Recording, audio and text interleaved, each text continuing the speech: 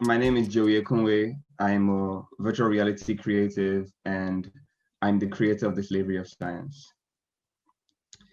Quick question, how do you feel about the current COVID situation today? Horrible, right?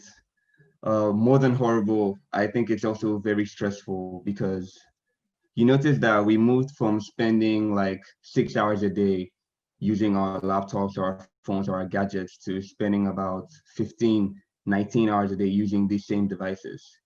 Quite frankly, I haven't shut down my laptop in over a week. And then you start to feel like you're no longer the master of your day. Like the thing I noticed the most is this isolation has forced us to reconnect. Speaking of reconnect, I had a conversation with my mentor the other day, Bruno, that I met from the Digital Lab Africa residency. And we discussed about how scrolling on your phone releases the same amount of serotonin in the brain that gambling does. Serotonin is the chemical that makes people happy. So when you think about it, you realize that at some point in your life, you've seen a teenager or a youth or an elderly person using a phone and bumping into someone else or tripping and falling or almost getting hit by a car or almost falling down. And that just makes you think, how did these tiny devices and gadgets that we have wield so much power? Hi, my name is Jerry Ekunwe, and I am the creator of The Slavery of Science. The Slavery of Science is an immersive provocation which talks about the modern man and how science affects his life this day. It talks about how there's an unfair harmony between man and technology, how this technology eating away at our confidence constantly, but then again, it builds careers and connects people, how we live in some sort of chaotic symbiosis, how we constantly need these things to survive, but they need us as well, how we have deforestation, but we build concrete jungles. So you ask the question, who is the slave and who the master? This experience asks one question, believes everyone with a totally different answer. It's an all-age educative immersive provocation which can be used to re-educate this generation, the next generation, and the previous generation. The medium of display for this project is head-mounted display, which is a VR headset. I know it's kind of ironic that I chose to use these same technologies that I'm talking about, the negative side of, to show how the impact is on us. That's just to show how much we rely on these technologies today. And within the experience, you see a power button and some of these visuals. Here's an example. Is slavery really physical change? Or is it the caging of our minds? Or the control of one thing over the other? Here's a definition you haven't thought of. Dependence. One thing absolutely relying on the other.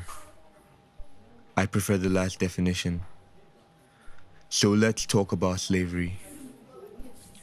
No, not the trading of people by people for people to people who are too lazy to do their own thing. No, let's talk about slavery. Like how we are slaves to the laws of physics and the laws of biology and spirituality.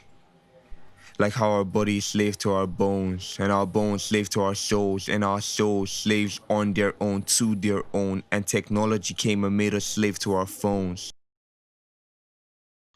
This project, it had a production schedule of about 22 weeks from start to finish, starting this October and hopefully finishing sometime in 2021. The purpose of this project is to remind people that you need to disconnect sometimes to reconnect. What I'm looking for today is technical support, funding, and distribution support. I say technical support because I need help with creating some complex virtual environments and particle systems.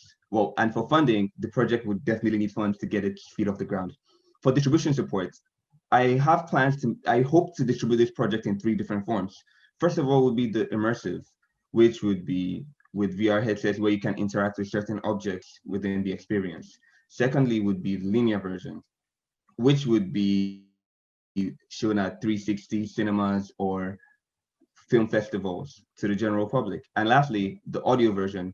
Because the project is backed up by powerful spoken word, I feel like the audio version of this project can be used at art installations and many other art galleries. Here's a message I tend to leave you with from the project. Please enjoy. A slave has no choice but to serve his master. And we are served these gadgets on a gold platter, and we eat these chips in bots of radiation that cause cancer as our heartbeats throw faster, as we are controlled by this science and technology that we created. So you answer. Who is the slave and who the master? Thank you. That was my project. My name is Ekunwe, and I am the creator of the Slavery of Science.